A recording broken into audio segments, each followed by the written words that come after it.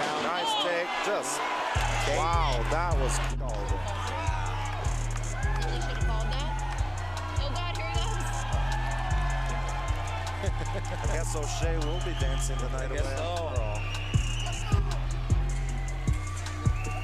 What a debut for O'Shea Jordan. I don't want to, but I haven't smoked a spliff in so long. Yeah, I was half. Have you ever? He said I don't want to. Half tobacco.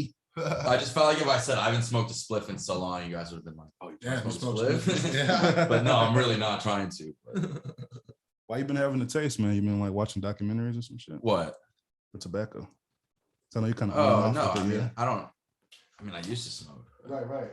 But So if you have a taste for it, it's kind of like when you like really want a donut or something, you know, like sometimes It's like it's not even. It's like a fake taste though. Like at least like a donut, like I'll enjoy. But like the second I light a cigarette or whatever, I'll just be like, oh fuck this. Yeah.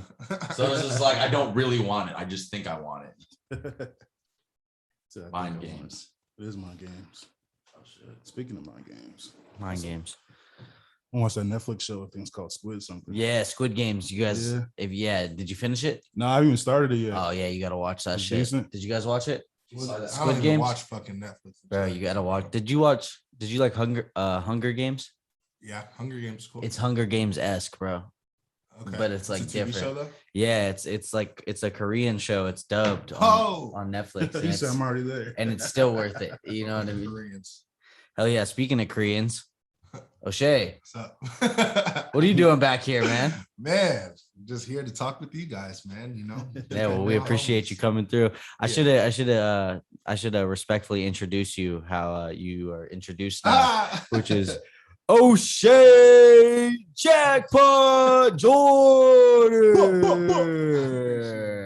Thank you for having The me. champ man. is here. Thank you so much for having me. Let's talk about it, bro. Because last time we were on here, we mostly talked about like a lot of your past and what you did with football and how you got into MMA. And you said you were gonna go have a fight, and you said you were gonna deliver, and you did. And let's talk about what it's been like up until getting this first fight, and ultimately coming out victorious. Dude, that shit was fucking awesome. I have no other way to describe it. I went in there and cracked him first punch. First punch I ever. I'm talking. This is my MMA debut. First punch I ever threw.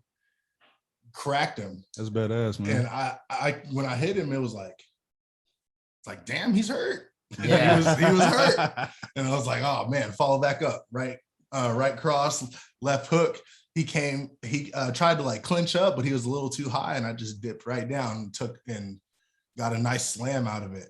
Yeah. And How that shit feel when you hit it? When I hit the slam, it was like I played football again. Yeah. You know what I mean? Pop It was that like, oh, life I've back done into this you. before. Yeah. The crazy part was when I got those punches. When I was landing those punches, it was like, man, because I could see it. Every punch was rocking it. Yeah. Like everyone was like, No, he was not prepared. and what I hope is that I'm just the elite. You know what I mean? You know what I mean? Because I think he's a worthy opponent. You know what I mean? Sure. But I never underestimate any of my opponents that I ever have. So I just think that everyone is going to be, the best opponent I've ever fought. So, but man, when I hit him, it was like, I knew it was a clean punch, but I thought it was going to be boom. Okay, you felt that. Now we're going to feel each other out, and then boom, get a head kick. I predicted a head kick. You know what I mean? In the back of your mind, I knew that's what you wanted. Man, I knew that I was going to get the head kick, but man, first punch I got, and it was like boom, and dropped him. Yeah, I mean, you can even see it in the video where you hit him, and he's just like, you can just tell he's like dazed and shit. Oh shit, like that. Yeah. I just got fucking hit.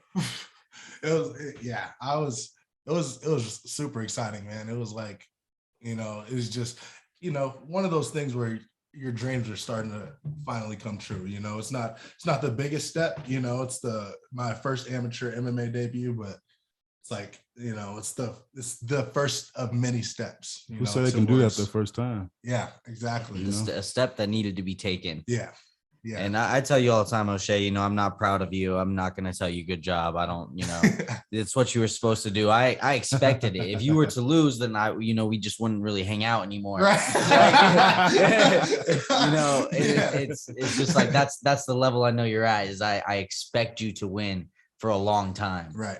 And if you lose, I'll be surprised. So when I saw the video, and it's funny because when I first saw the video, because I didn't get to see the fight in person, like I'm watching it and I'm like, oh, okay. And then like I went to the next slide and I'm like, oh, O'Shea won. And I'm like, wait, what the hell just happened? I was expecting to see the fight. And I saw that the whole fight was in the first video. And like, because I'm like, I was just going through it at first, see what was going on, to see if you won. And then I look and I'm like, oh, wow, 15 seconds. Not bad. Not good. Yeah. Do it at 10 next time. Yeah, no, it was funny. I was actually at work and I saw you like when you had just posted the fight video, and like I didn't see any comments or like how long the fight was or whatever. So I was like, oh shit, I'm gonna wait till I'm off work so I can actually like sit down and watch it. Right. I get off work and I'm like, oh shit, it was like a 50-second fight. I could just watch it real quick. Yeah. But yeah, that shit was crazy. Yeah, it was awesome, man. It was a hell of a debut, you know, and it was in North Dakota, dude. So it was like, And that's where the dude was from, right? he was from North Dakota. So you went to him. I was in his backyard, right? Wow. And, dude, I'm talking like I gained some fans just off me being me, right? And so kind of when I walked through that curtain, you know, I gained some crowd traction just off of my energy and, you know, being exciting and getting the crowd into it. You know, I kind of got that like WWE, like, you know what I mean? Like, yeah, like I get the crowd into it too. You know what I mean? Like I'm not just sitting there all serious because I'm about to get in a fist fight. You know what I mean? It's like I do this all the time.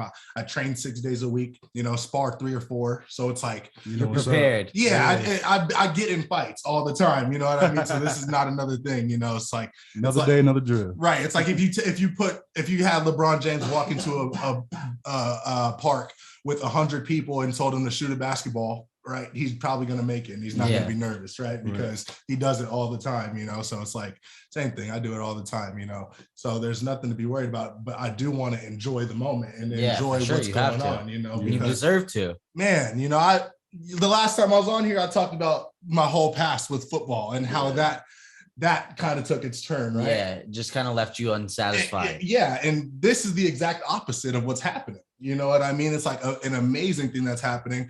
And so I want to enjoy this every moment because I've never gotten my chance to be under these big lights and be, you know, the headliner and things like that and actually make the crowd roar, you know? So now this is my shot and I love it. And I just want to enjoy those moments. That's why, you know, it was cool to get to see you enjoy it, like as your friend, you know, like I was like, I know he's been working hard as fuck for this, you know, behind the scenes, and like just come in there and just like not only like win, but to dominate. Like it was really just a statement and made me happy. All jokes aside, you know what I mean?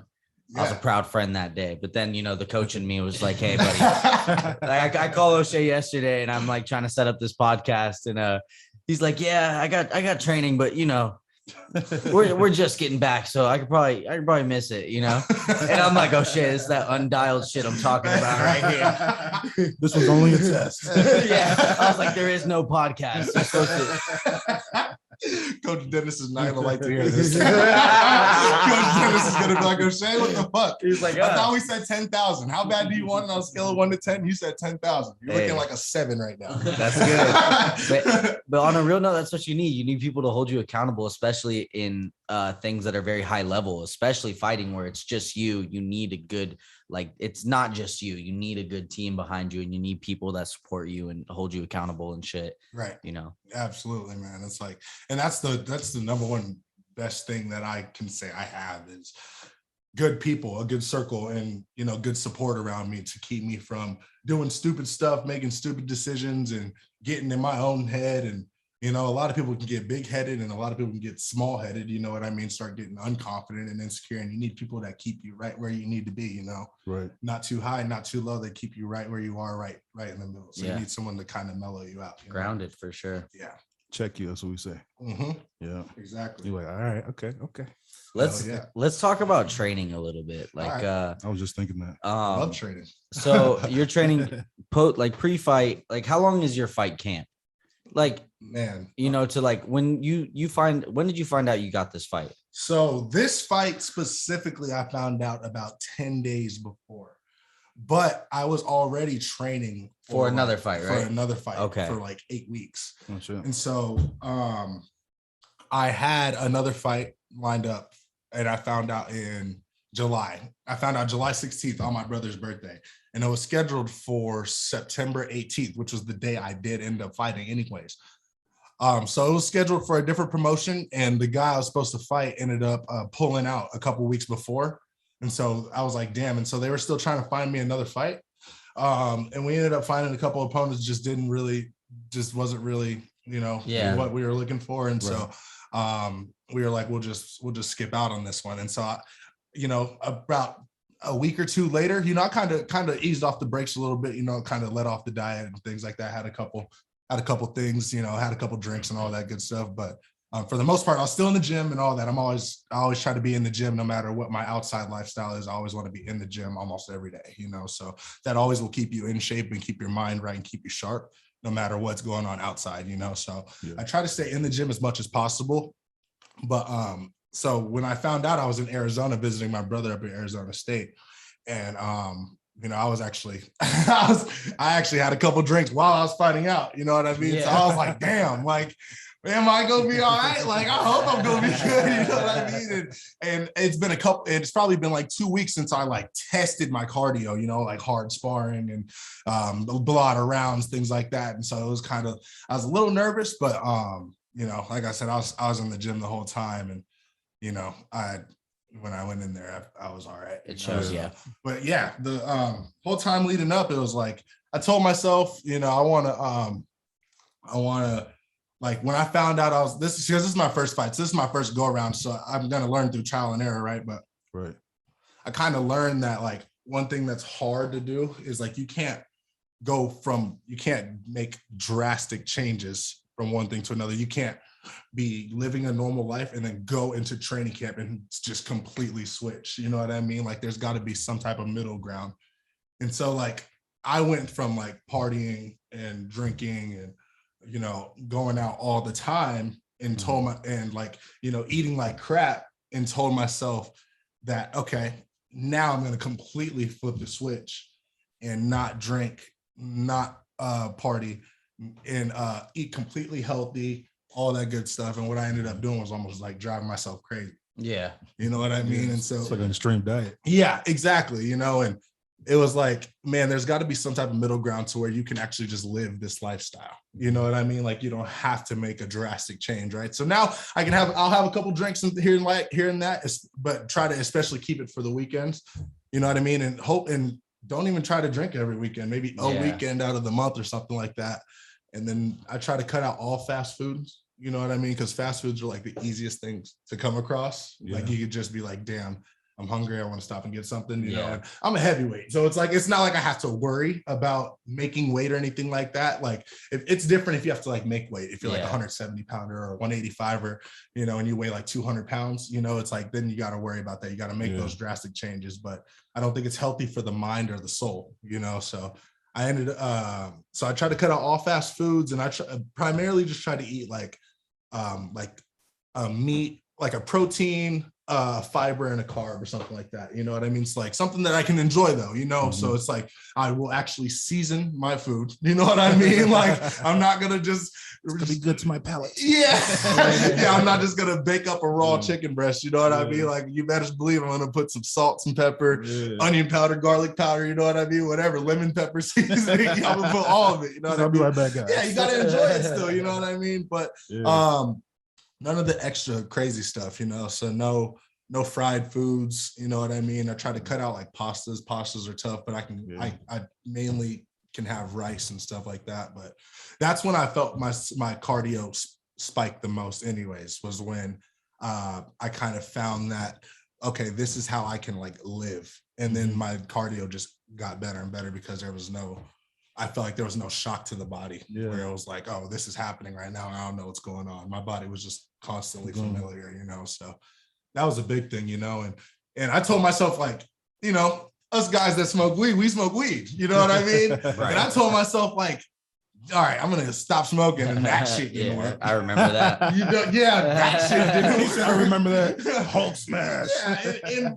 it wasn't like it didn't work because I couldn't do it, but what ended up happening was like I did it, and I'm expecting to feel like like crazy, but you're like feeling worse. Yeah, it damn near, and I felt like when I would train and do my cardio or do my workout, I feel like I wouldn't be as creative when I would fight. You know what I mean? Like I would kind of find myself doing those same moves all the time.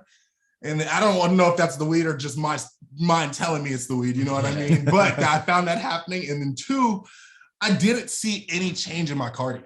Mm-hmm. Like not any. You know what I mean? It was like, man, because it was like, I'm not smoking, right? I'm not as creative, and there's nothing that's helping me as far as going longer. Yeah. And then what ended up happening was I ended up smoking, and I ended up going the next day, and it was like, damn, I can still go, if not more than the last time, because I feel like the weed might tell you like, bro, you're good. It's like that second voice in your head. I feel like especially with weed and like any type of physical like activity, it could go one of two ways. Like either you're really like, you can get that extra rep, or you can take that extra time, or like go that extra mile, or you're just like, all right, I'm done. Right. You know, like right. It's like you're either really lazy or really driven. Depends on the Turk profile. Right. Yeah. And and you eventually, all sports are going to come across it, and they'll realize like, it's something that it doesn't affect your performance. It doesn't. I don't think it hinders you many different ways. A lot of the times, bro, if I smoke on my way to the gym, by the time I'm in the gym and all wrapped up and start my warm up, I'm damn near sober already. Yeah. Right. You know what I mean? Only lasts so long. Yeah. I would have to smoke right, and then I have to smoke and then be like, all right, time to go, and I put the shit down and go for me to still be high while I'm working out. You know what I mean? Something crazy about that too that I realized, like after high school and like just going like to the gym with my buddies, I would play basketball, and we'd always smoke before. And every time I would smoke, like you feel super stoned, and then you start playing basketball, and all of a sudden like you just feel like you're normal or whatever. Right. And like I realized like that's like what people talk about is like a runner's high. Like growing up playing sports, like that releases endorphins. Like you feel that same high that you do that you feel when you smoke weed. So like you basically have always been in that mindset when you're playing sports anyway. Yeah. So like, once you start playing sports again, you're just like, oh, this is how I've always felt when I played sports. You don't feel like as high anymore. Like, it's just that normal like adrenaline feeling. Bro, when I was in North Dakota, there's a guy that came out with this. His name's Kobe, and after my fight, he was like, "It's the greatest high you've ever felt, huh?" And I was like, "Dude, it is." Yeah. That was that high. I would take that high over. You could take all the weed, any alcohol or whatever drug, anything that gets you that high, and I'll take that high that I had that night right after I beat him and heard that crowd roaring and everything. Bro, I'll take that high over anything, and it's the truest thing. It's like, man, but like you said, man, like when you step on that mat, it's like that it matches that high that we just gave you, so it's damn near like normal. You know what I mean? It's crazy. It's real crazy. When you go into the ring, do you like mentally? Do you say something over and over in your head? Or do you just focus and like don't hear shit?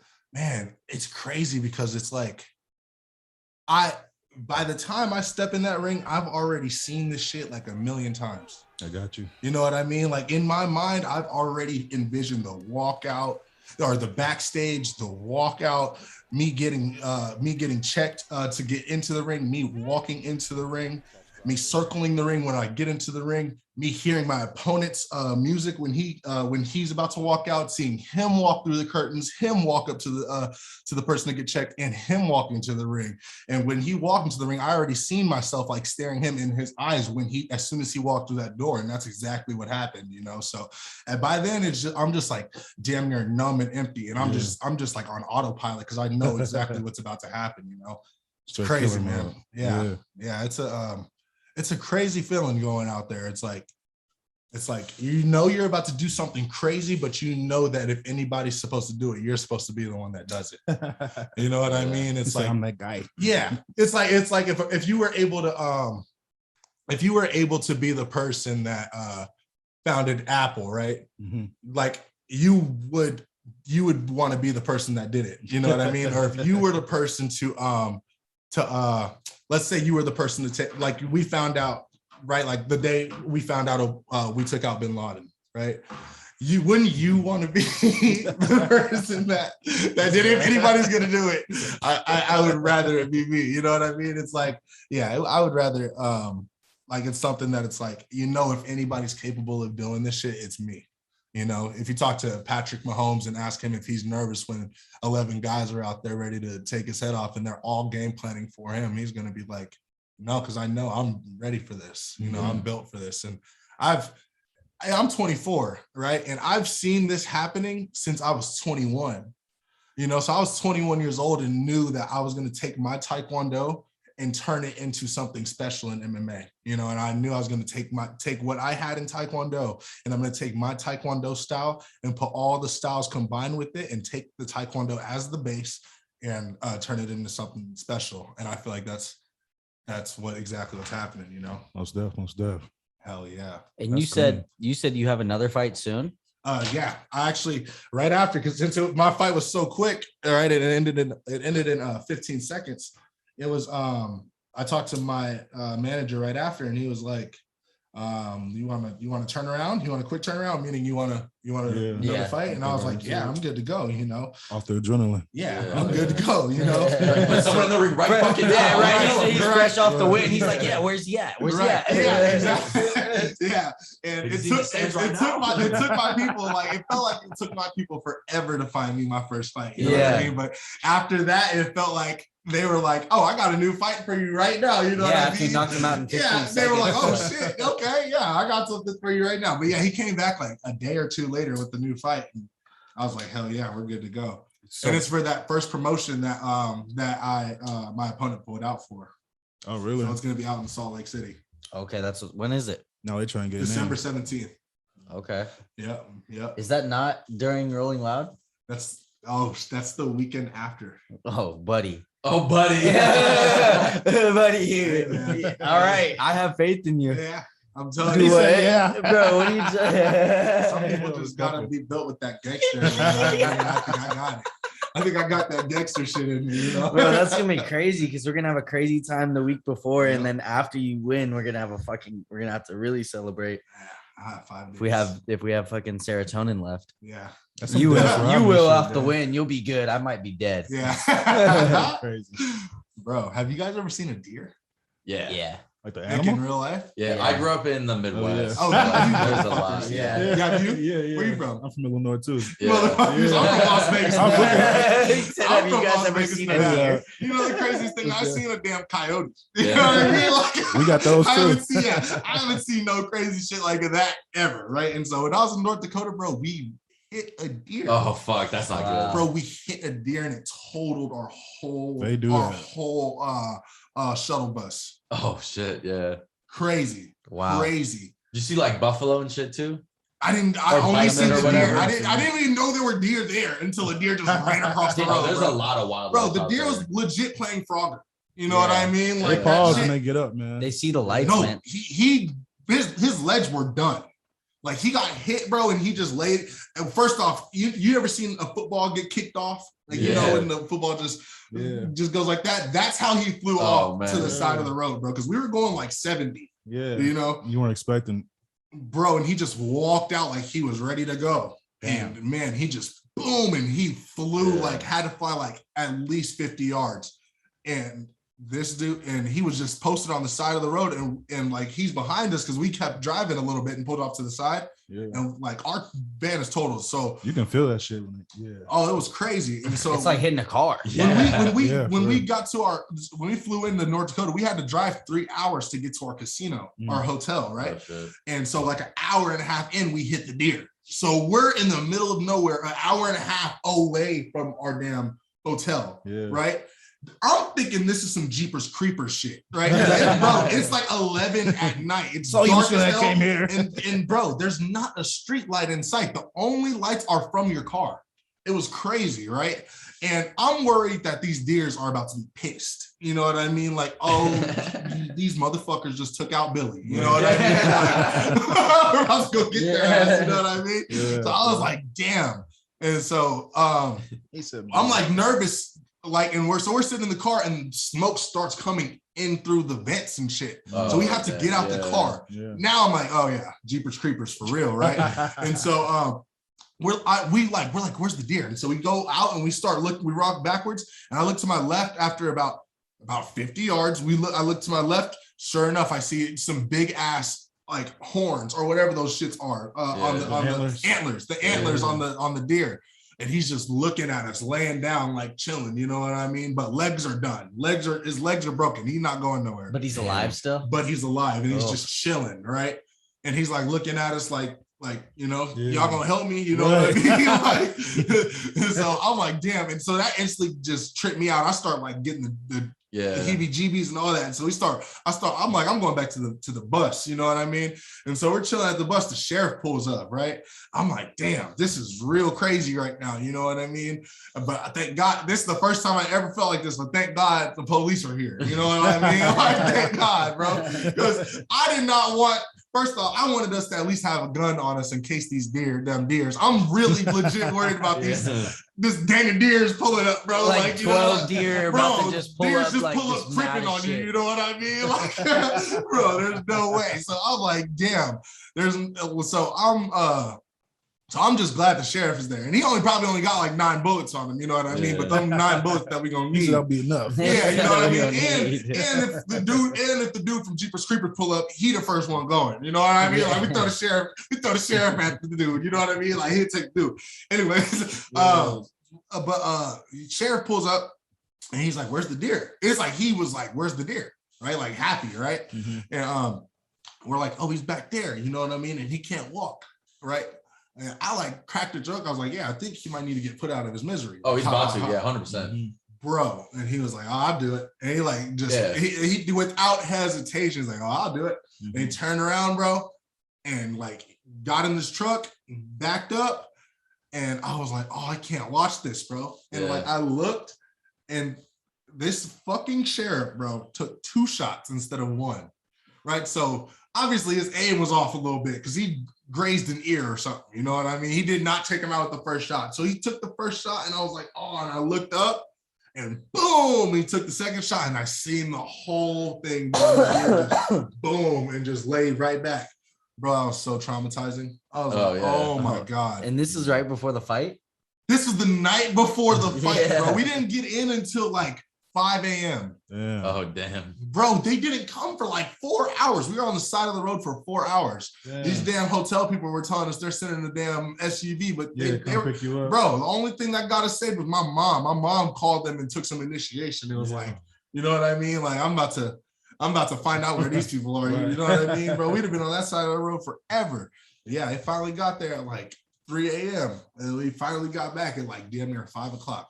It was so crazy. That's wild. And you fought like at night the next day? The next day at night. Oh, okay. But it's like, man, for the people that were cutting weight, I know that was hard because they got to wake up and still focus on cutting weight throughout that day. Yeah. I mean, it definitely threw you off your routine for sure. Yeah. Yeah. And it's like, man, and like sleep is important. That's probably why you knocked him out in 15 seconds. Right. Like after I gotta go to bed.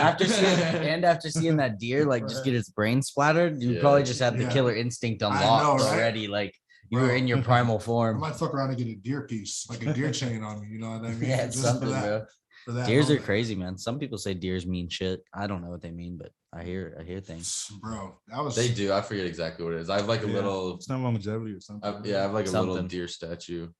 For real? Like a bead statue. This is super off topic, but I have this like good luck frog that's supposed to bring like wealth and abundance, right? And like it has this coin that sits in its mouth, and like whenever the coin drops, it's supposed to mean good luck. I had this thing for like 4 months, bro, and the coin doesn't drop unless I like, you know, give it a little something. And I'm like, bro, I gotta get rid of this shit. I think it's bad luck. Like I bought this shit off Amazon. You're supposed to buy these shits from like Chinese feng shui shops, like you know, like the real deal good luck shit. Like I got this fucking knockoff that somebody put a curse on just for shits and giggles, you know. But fucking I just thought that was funny. And you said you had a deer statue. Return it? Yeah, it's still in my room. I think you should write it out. I think you should write it out. I put it on a stack of coins, so I was like, maybe it's like Buddha, like you have to give it money for it to like do something. Yeah, I don't know. But what if you took it off like a week early? You ever think about that? What do you mean? Like, what if you just left it and like a week later, like it would have dropped and you would have been fucking blessed with whatever. I don't know, man. however it I mean, I'm works. gonna just let it sit there. Yeah, but no, you like, should let ride if it it go- out. if Even it's if it's like if it goes like a year longer, I mean, do what you want. But like, This you should fool really said let it year. ride. yeah, I don't out. know. It's got like another 2 weeks. Okay, I mean, Like- I wouldn't put a time frame on it. I would let it ride out. If something but- crazy doesn't happen, I'm fucking burning that frog, bro. Oh man. That might bring you bad luck. Yeah. No, I'll just give it to somebody that like I'm not too fond of. That's cold blooded, bro. Hey, man. How about Maybe that it'll chick that bring him, maybe catfished it'll you? bring him good luck. Yeah, if I could One fucking man's find trash her. is another man's treasure. Hey, so do you guys ever like watch UFC at all? Not a lot. I don't watch it heavy. I To be watch when I honest. do. I know some people that fight. You guys bet on It's sports? disgusting. Yeah. Used to. Dude, it's the hardest sport to bet on. Oh yeah, no, I don't bet on Yeah. it. I There's don't. not I don't, one I don't sport know that's the harder to bet fighters, on than yeah. that shit. Literally, bro. Because it's legit anyone's game. You know what Yeah. I mean? Yeah, you get one good hit. That's it. Bro, you know how in football, right? It's like you could watch like Tom Brady on the Patriots, right? And you were just like, fuck. Like if your team wasn't one of those like 3, 4, 5 teams, it was just like, damn. Yeah. Why you you know, play Like around that's a with it? loss. Yeah. Yeah, you know, if you're not the Steelers or I fuck you're, with the Steelers. you know what I mean? Like the Broncos when they had Manning or I love you, Aunt, but chill out. That's my team. That's why I named it the Broncos when they had Manning. my cousin, The my aunt, I don't Chiefs, know how. you know what I but- mean? Like you're not one of those teams, then you're probably gonna get your ass beat. Yeah. In MMA, it's like, dude, it's anybody's game. Yeah. It's Yeah. anybody. Whoever's the most prepared and poised, man, usually just comes out on top. Yeah, even to take that a step further, I think you just made me start thinking about it now. But like Tom Brady could fuck up 4 or 5 drives and still win a game. for sure. If you're fighting and you That's what I fuck was up just and gonna give say. up like 1 or 2 hits on you, like you could be done. Like Yeah. there's not Dude, a lot of room to fuck the up. way I attribute it is like, imagine in football, right? Imagine you're playing, right? And then midway through the third quarter, they're like, all right, next touchdown wins. Yeah. You know what I mean? Or next point wins. Right. Yeah. You know what I mean? That's equivalent to like if you're winning a fight and you're outpointing this guy and then boom, he just puts you out. Yeah. You know what I mean? Like you go to sleep like on some like, you guys probably don't know who he is, but Derek Lewis, this dude named Derek Lewis is a knockout freak, right? A guy at my gym that trains, Francis Ngannou. You could just put your lights out at any point. You know what I mean? That's equivalent to where it's like, you know, like it's like, all right, next touchdown wins or next point wins in Yeah. basketball. You know what I mean? It's really a perfection sport. Mhm. There's no room for error. Whereas like especially in team Right. sports, like you can rely on other people. If you mess up, somebody might be able to pick up the Yep, slack. and, like, Exactly. it's all on you in fighting, and it's crazy. It's really like gladiator. It's really a perfection sport. Man, that's why no one trains like it. Like this is what I always say, because I would imagine that the only things that you train as hard for is as for fighting would be something like tennis. Yeah, or like the Olympics.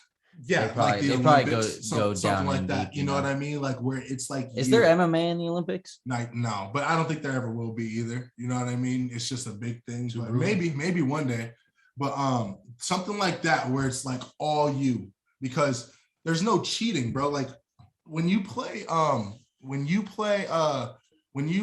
football or you play basketball or you play baseball, right? Your coaches tell you to show up at this time and get these workouts in, or else you're going to be in trouble and you might not start. Yeah. You know what I mean? That's the whole goal in those sports, is to start, like to get on the field and to play. Yeah. In fighting, you're guaranteed to start. Yeah. You're starting, Yeah, you no still- matter what. Yeah. You're starting, bro. Yeah. What- You're in. Yeah. In football, it's like, okay, as long as I start, I know I'm gonna play. I can worry about balling then. You know what I mean? Yeah. In fighting, bro, it's like you're gonna be as prepared and as sharp and as precise as you possibly can, because you're going out there no matter what. Mhm. You're going out there and the consequences are dire. Yeah. Safety. You know what I physical. mean? Yeah. It's like, man, you can go out there, bro, and it's like you're gonna get, you know, I'm sure the guy that I fought for sure was like, all right, this is a nice little MMA debut warm-up. And he ran into a full-blown fucking killer. Yeah, You know what I mean? Like, he ran into a full-blown head honcho, you know, like, and he got his lights put out, you know? It's like, you have to be absolutely prepared. There's no cheating in this game. There's no cheating in this game. It's like, you know, you can go out and, like in football, you know, it's like, man, I just told my friend Mo this, it's like, man, in football, if you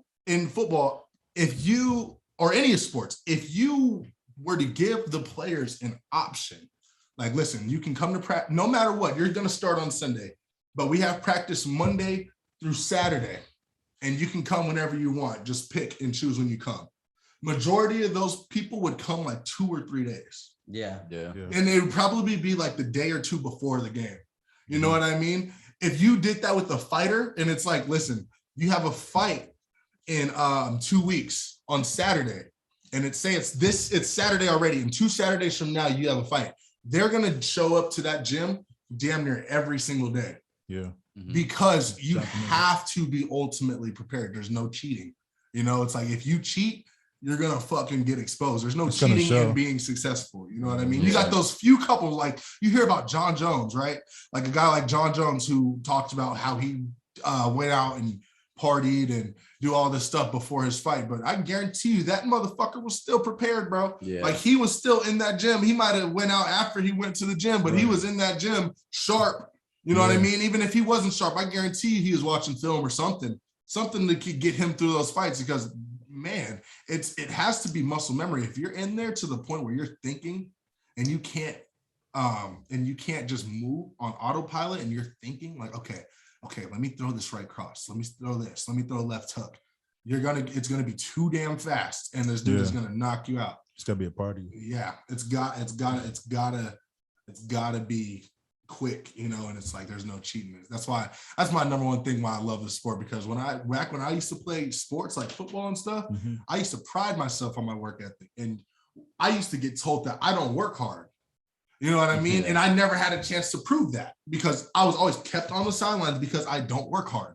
You know what I mean? And it's like, now you get to see if I work hard. You know what I mean? Because no matter what, I'm starting. Yeah. there's no backup. You know what I mean?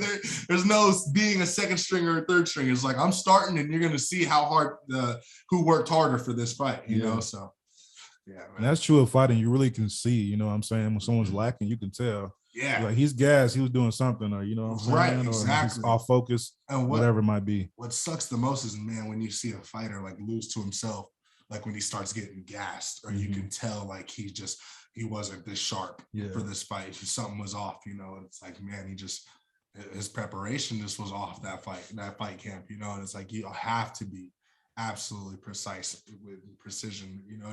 You have to be able to flow like water.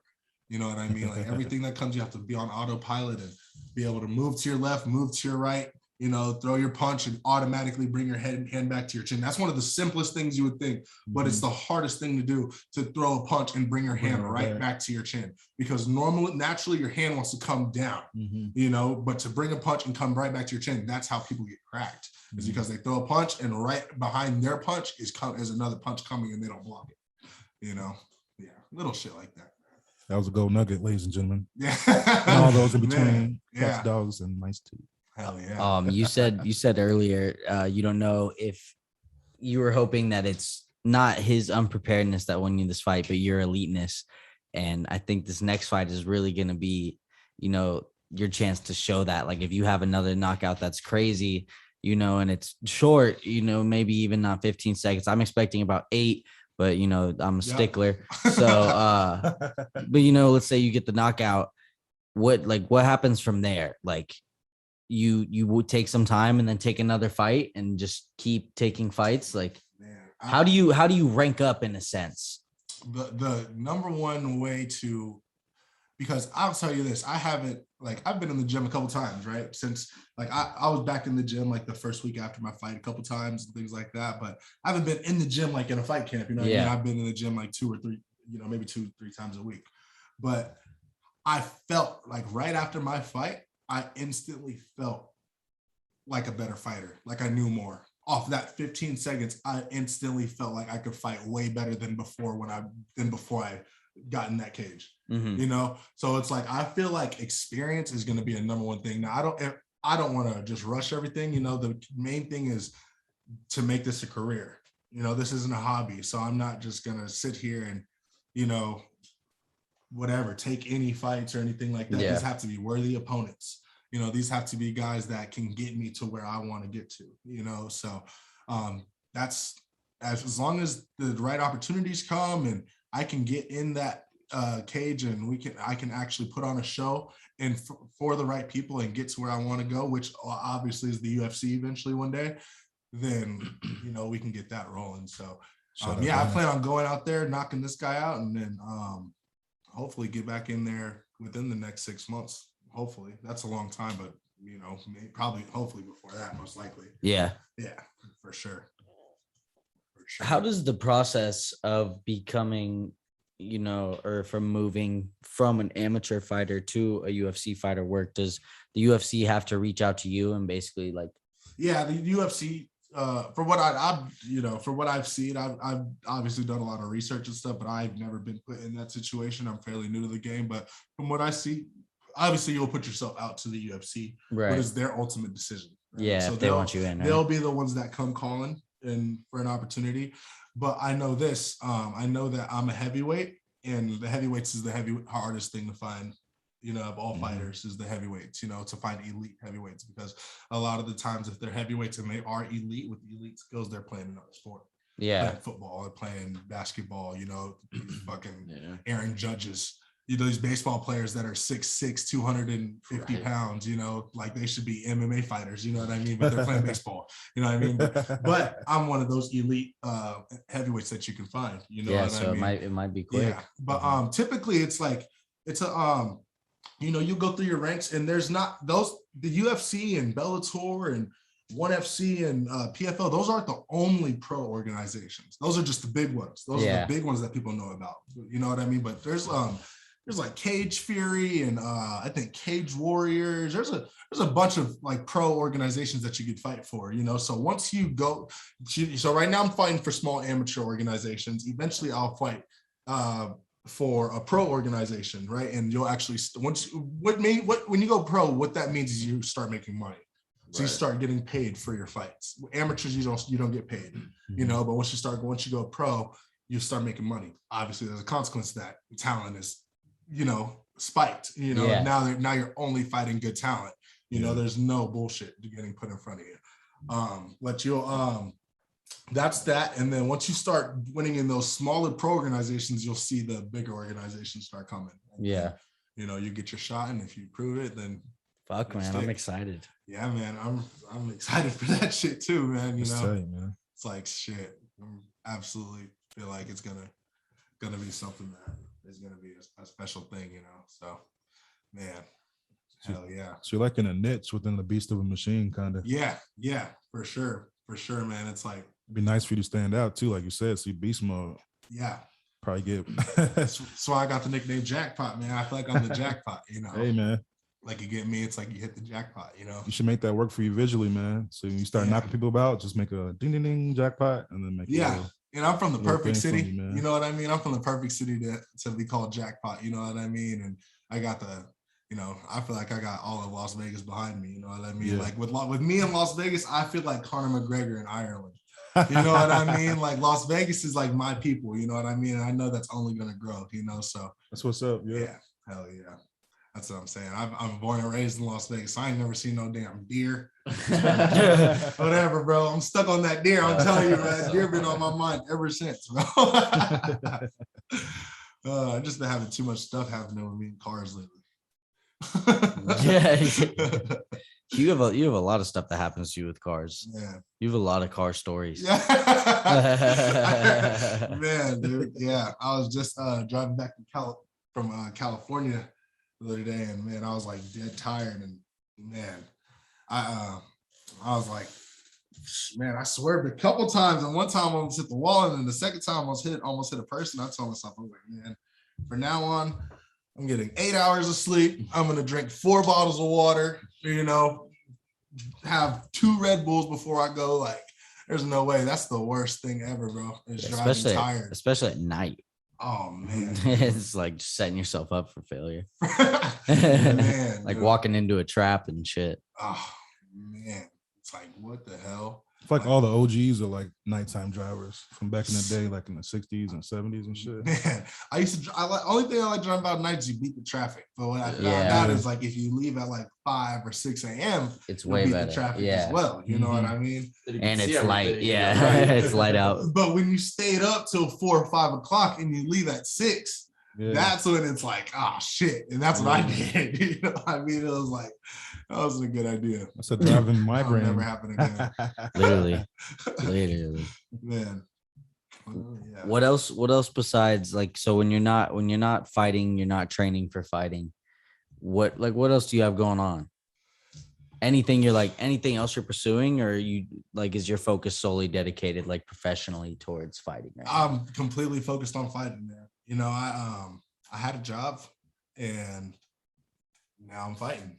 You know what I mean? Like sometimes you just gotta make that leap. Yeah, you gotta jump. Yeah, you know, I'm ready to go, and I'm not even making money or anything like that. And I'm not worried about money because I was pretty smart with the money I had, and I actually still have money, and I have ways that I can, you know, grow my money and things like that. So I know what I'm doing, but you know, I'm completely focused on fighting. And then I got a brother who plays for the Texans, so I go out to Houston. I'm trying to go out to Houston. I go out to Arizona and visit my other brother who goes up to Arizona State. So, you know, 2 fun places you get to go. Shout out Good Blood, man. Jalen's probably having a heck of a time. Hey, no, let me tell you, he's having a heck of a time. I went out there and had a heck of a time. It's a fun place, man. You know what I mean? So it was like, yeah, man. It's that's what I'm saying. It's like, man, I'm just focused on.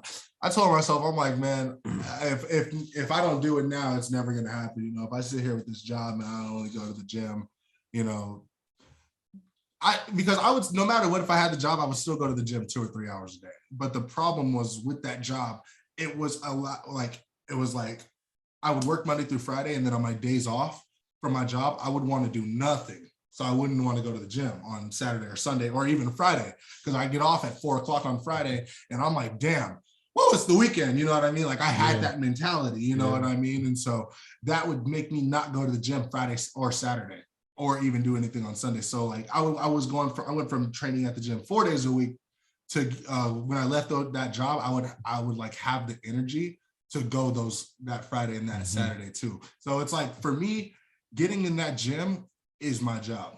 Like no matter what, getting in the door, that's the hardest part, is like just getting in the door. Because once you get in, like no matter, because you could be like, oh damn, like I do not want to go to the gym. And then as soon as you're in there, you're like, all right, you're wrapping hands, you're ready to go, you're ready to hit pads and everything. It's the hardest part, is getting in that door. So as long as I get in that door, no matter what time, if it's Muay Thai at 5 or Jiu-Jitsu at 6, you know what I mean? Amateur team at 7, you know, even wrestling on Wednesdays at 3:30, you know what I mean? It's like, no matter what, you got to get in that door, because after that, it's easy, you know. It's different. Like a job, you get in that door and you're still like, oh, but how can I get out of here? How can I get out of here and still get paid? You know what I mean? Like you're always looking for that, you know. You have to, bro. And everybody, I'm not gonna say everybody, that was incorrect, but so many people who have achieved the things that they want to achieve always say, I just jumped at some point, you know. I put everything else to the side and I solely dedicated to this.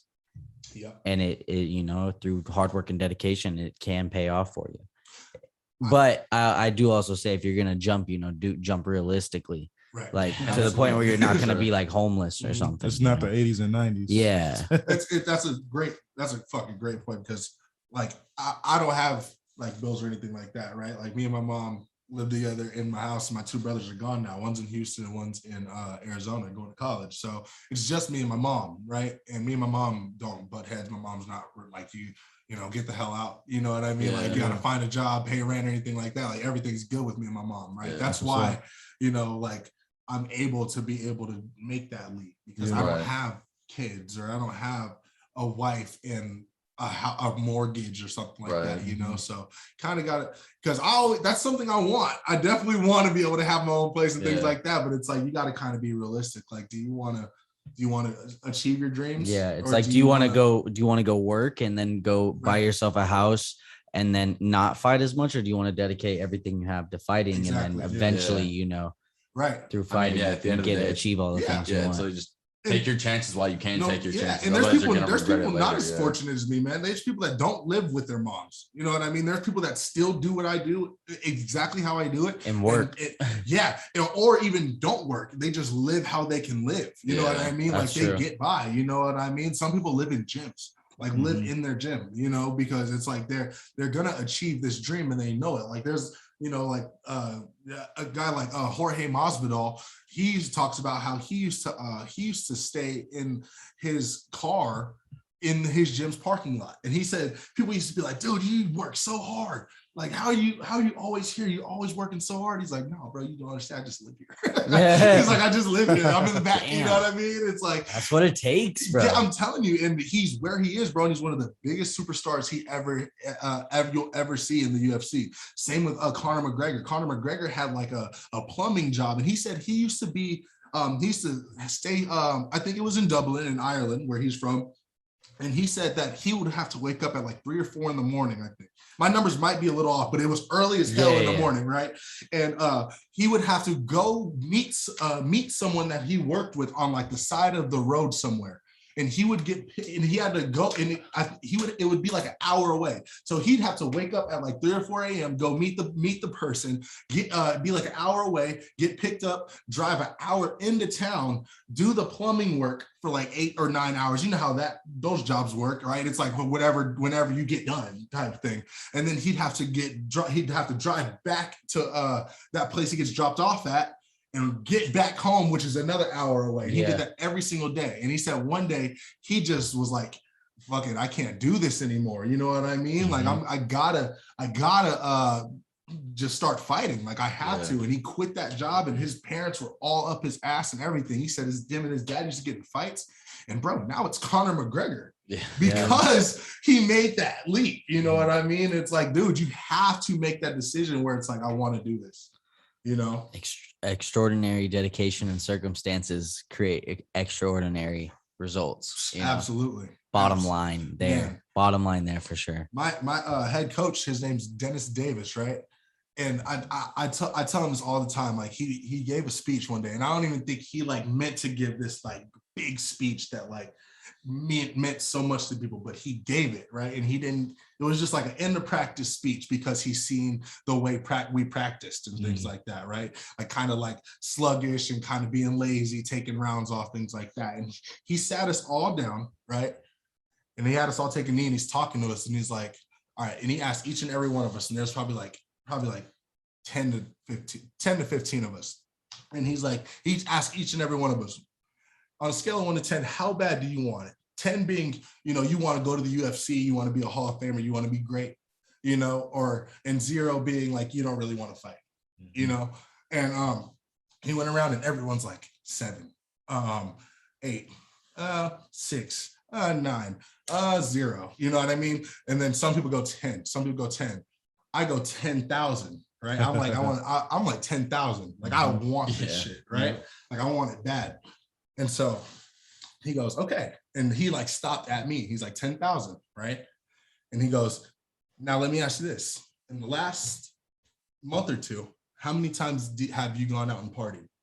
And the reason this speech meant so much to me was because it was almost like he made this speech for me to hear. You know what I mean? He don't even know it, but this was like meant for me to hear, right? And he was like, he's like, how many times do you think you've gone out and partied in the last month or 2? And I was like, shit, probably like 10. You know what I mean? Real with you. Right. Yeah. And he was like, now, when I was your age, he's like, I used to go out and I partied and things like that, all that good stuff, right? He's like, obviously you're young and all that. He's like, and the first time I ever, and Coach, I'm sorry if you do not want anyone to hear the story, but it's good for the world. It's good for the world to hear, Coach. But and I love you. But he's just like, the first time I ever owned my own car was? And he was like, I was 30 years old. 30 years old when I owned my first car. And he was like, that was because I had a dream. I had a goal. And he's like, I wanted to be this great fighter. And so he would always be in the gym.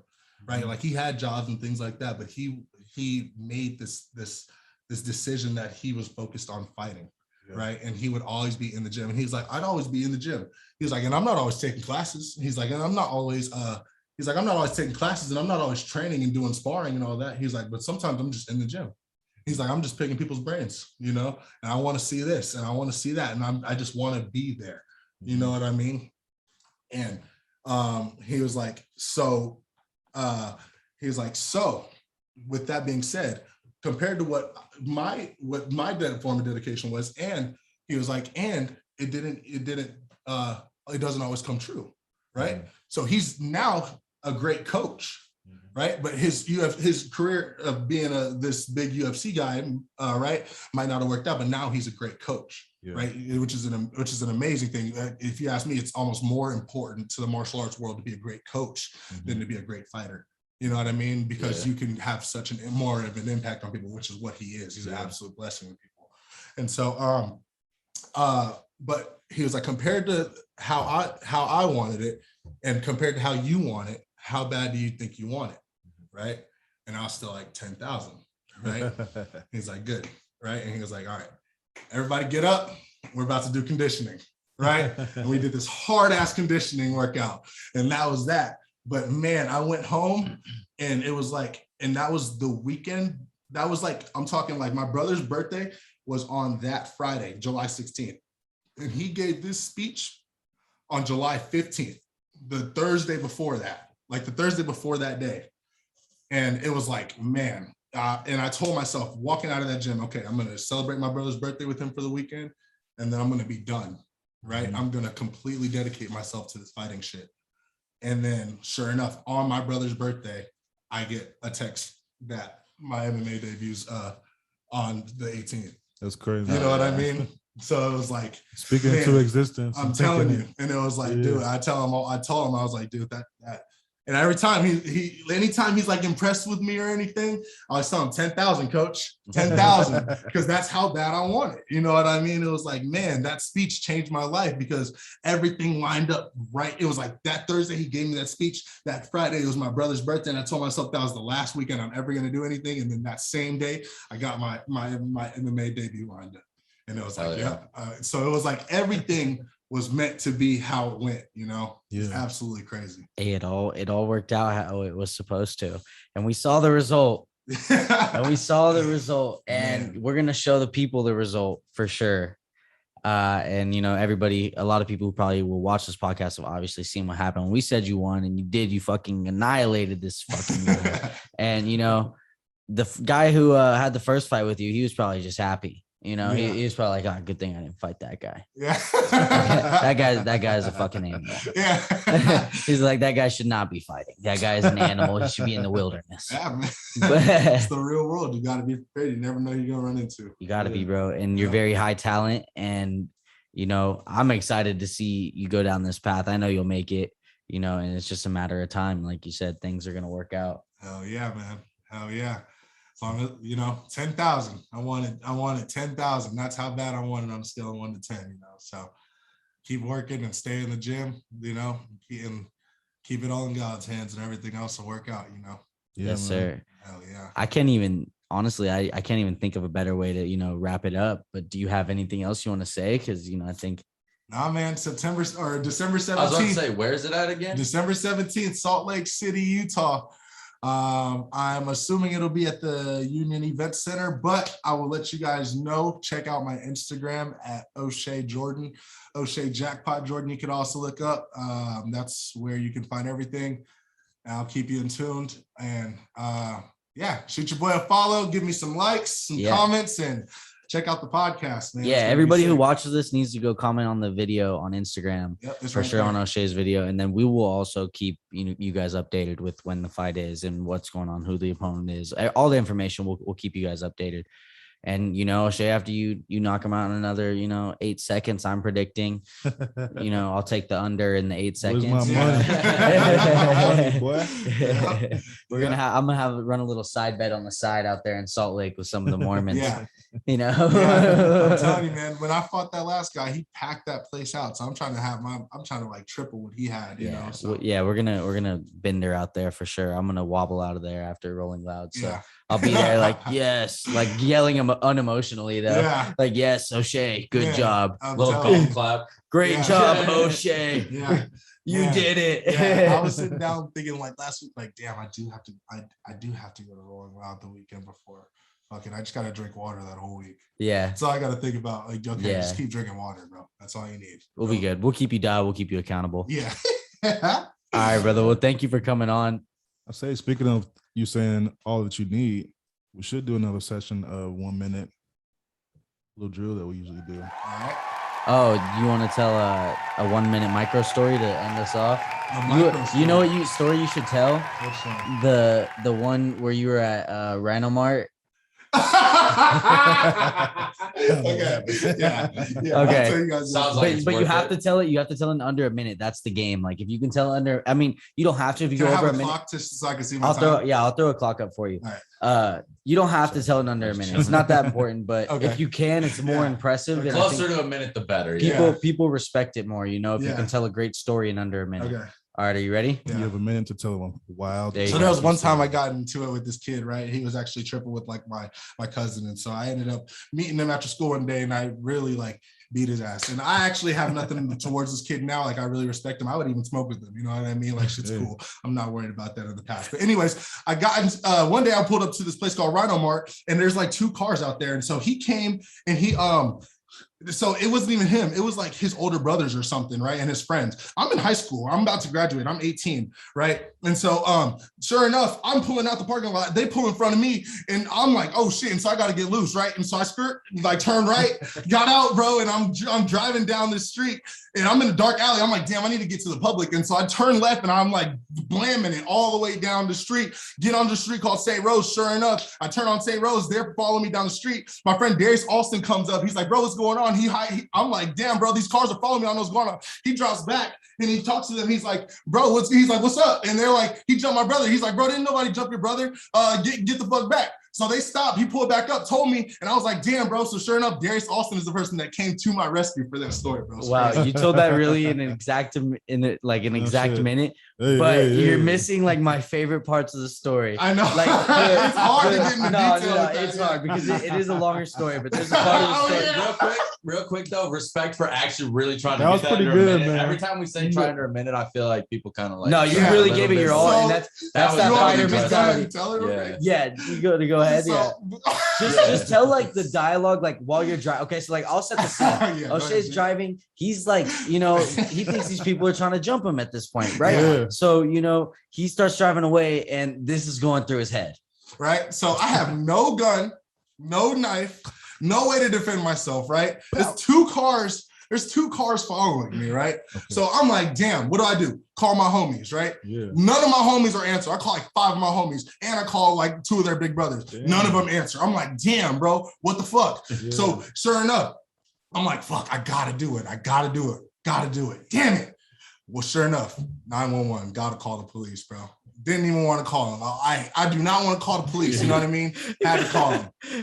Bro, the police forwarded my call, bro. What? Bro, the police was like, leave a message, dog. Like, and hung up. Like, didn't even get to leave a message. Like in bro. a moment of disparity, Bro. none of the homies are answering. And I'm you just like- come like, I'm gonna call the cops, and the cops don't answer. Bro, yes. I'm like 911, like the last resort, call 911. Didn't answer, bro. I'm like, this is crazy. Like, I'm about to die like this, bro. You know what I mean? Like, they're gonna take me out, bro. Like, this is crazy. Keep in mind, I do not know that this is this guy's brother in the moment. Yeah. So I'm thinking, cartel, Taliban, you feel me? Like Taliban. Something like that, bro. I'm geeking, like, oh hell no. Like they're for the sex trafficking, something, you know what I mean? Like, bro, I'm worried, you know? And so I called the police, bro, and sure enough, they forwarded my shit. I'm like, all I can think of is drive faster. And then I look down, bro, and my light just turns on for my damn gas tank, right? Damn. And I'm like, damn. And sure enough, bro, comes my mom. Here comes my mom. Hey, are you okay? I'm like, Out the blue. bro, out the blue. I swear we're moms, man. Bro, check this, bro. And she's like, are you okay? I'm like, no, like I'm getting followed right That's now. I don't know crazy. what's going on. And I would never tell my mom this because she's gonna freak out, right? Yeah. And so I'm like, no, I'm getting followed right now. Like, and I don't know what, like, they're following me. I don't even know what's going on. She's like, yeah, I just got a text from 911 saying that you tried to call and that something with your Verizon won't allow you to call through 911, right? Shit. And so she's like, where are you, right? And I'm like, I'm driving down St. Rose. So she calls the police for me, bro. And then before the police got there, Darius Alston, sure enough, came to my rescue, bro. There was a part of the story that you were telling you're like I was driving and I saw a cop on the side and it was a yellow light and I just sped up right through it. He's like, I wanted to get pulled over. Bro, yes. Like dead ass, like I'm talking St. Rose is like 55 and I'm going like 110 down this motherfucker. Yeah, you see a cop, he's Revving like engine. turn signal, Yeah, honking your bro, horn like, and yeah, shit, bro. like, I'm like, yo, look at my at dumb this ass, point, pull me over. yeah, like please, like anything, bro. Like please pull me over. God, And this shit. cop was probably sitting there like looking like, look at these fuckers racing. You know what I mean? Like, just the worst luck that night, bro. It was Back to the crazy. future shit. I was like, oh hell no, I'm That about to is die like hilarious. this, bro. That is hilarious. It was bro. the scariest shit I ever dealt with, bro. That Man. Wow. But yeah, hey, there's no beef, bro. I'm a martial artist now. I'm not trying to put hands on nobody ever again, bro. I'm sorry about that. Until December Only in the 17th, cage. Yeah, right? Only in the brother, cage. so- December 17th. Yeah, Oh yeah. shit. Sign the Jackpot Jordan. Thanks for coming on, brother. Oh, Hell thank you yeah, guys. Appreciate it. you. What a debut for O'Shea Jordan.